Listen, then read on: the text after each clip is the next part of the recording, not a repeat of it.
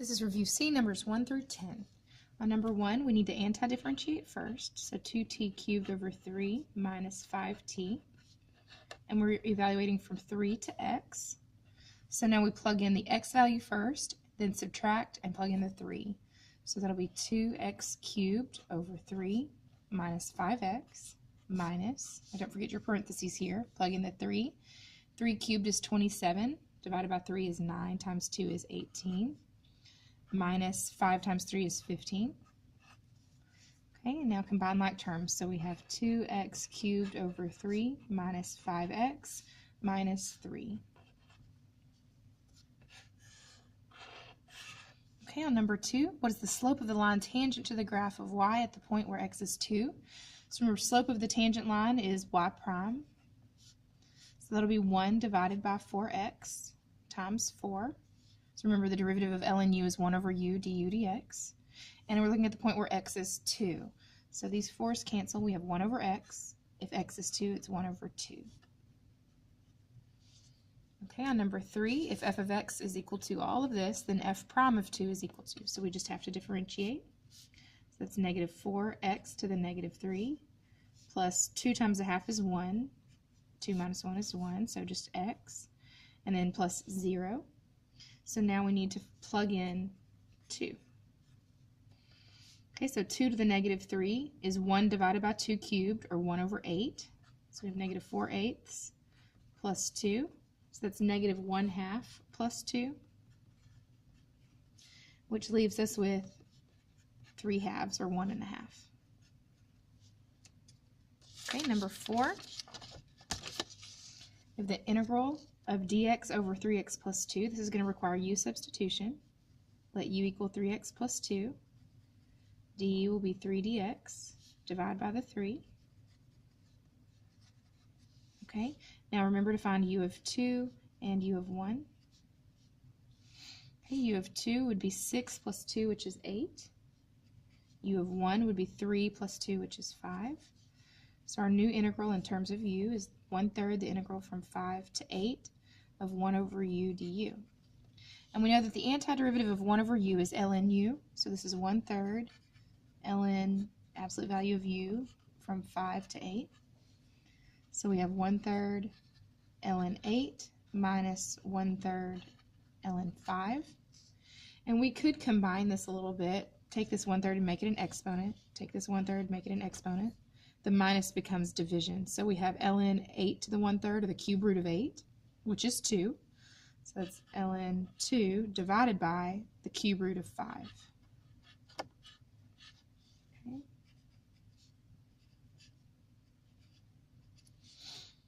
All right, for the next one. We're given a graph, and this is the function f. Which of the following statements are true? Okay, the limit as x approaches 3 from the left of f of x is equal to f of 3.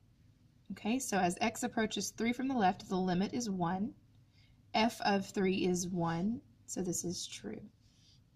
The limit as x approaches 5 from the left is equal to the limit as x approaches 5 from the right. Okay, as x approaches 5 from the left, the y value is negative 2. As x approaches 5 from the right, the y value is negative 2. Remember, we're not concerned at what happens at 5, we're concerned about what happens immediately around it. So this one is also true.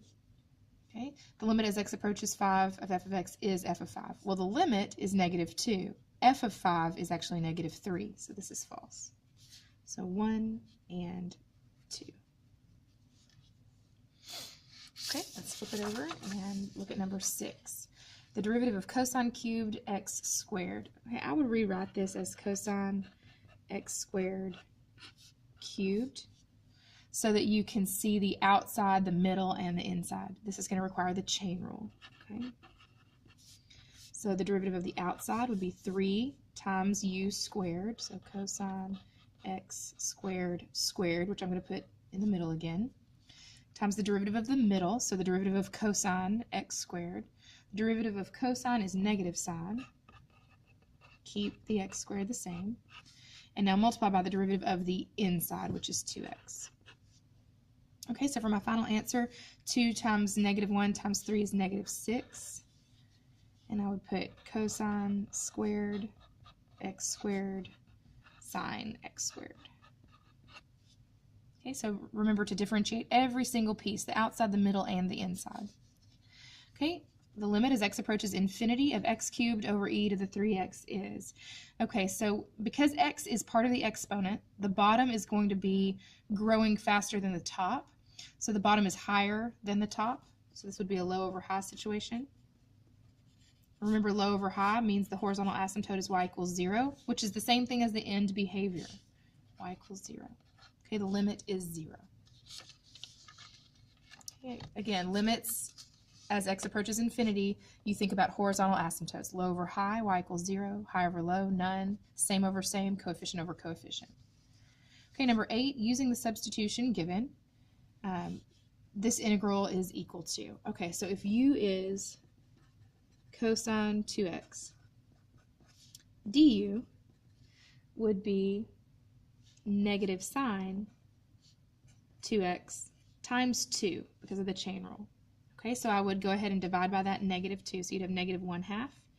du is equal to sine 2x. Okay, so now this piece is negative 1/2 du. So we have u to the 4th and du. We still need to find u of pi over 2 and u of pi over 6 so that we can rewrite it all in terms of u. So cosine 2 times pi over 2 is the same thing as cosine pi. And the cosine of pi,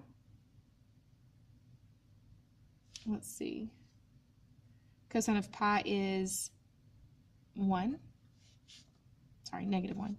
The cosine of pi over 6 here, remember we do 2 times pi over 6. Okay, so that's really cosine pi over 3, which is 1/2. Okay, so now we need to go ahead and rewrite the integral. So we'd have negative 1/2, the integral of, let's see, from 1/2 to negative 1, or we could make this positive and flip it so that we have negative 1 to 1/2 of, let's see, u to the 4th, because cosine 2x to the 4th, and then du. And that's our answer. So we have 1/2, the integral from negative 1 to 1/2 of u to the 4th du. Okay, number 9, the function f has a first derivative given by f prime. At what values of x does f have a relative minimum? Okay, so this is an open interval, so we'll just make our table like usual. F prime is already given, so this is really simple. Just set it equal to 0. So x will be 0, 2, and negative 1. Again, to find critical values, you always set the first derivative equal to 0. We've already got the first derivative, so set each factor equal to 0. And then set up your table where you plug values into f prime. So we've got negative 1, 0, and 2. Okay, to the left of negative 1, if I plug in, say, negative 10, I'd have a negative times a positive. Negative 10 minus 2 is a negative squared is positive. Negative 10 plus 1 is negative. So a negative times a negative is a positive. Okay, if I plug in maybe negative 1/2, I'd have a negative in place of x.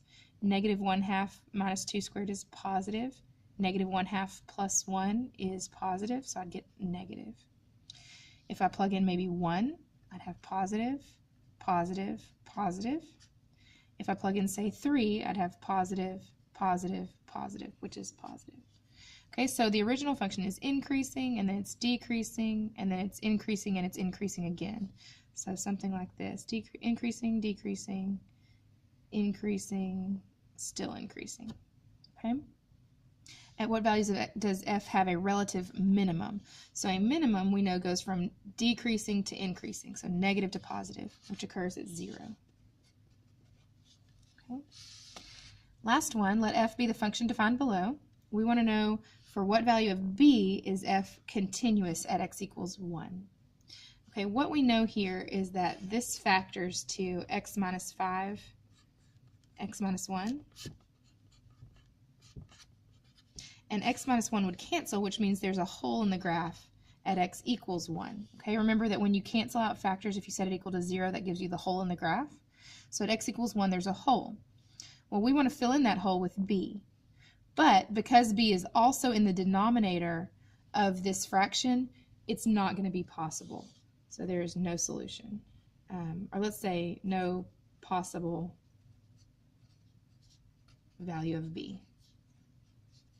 If this b were not here, we could do it, okay? But because b is also in the denominator, it's not possible.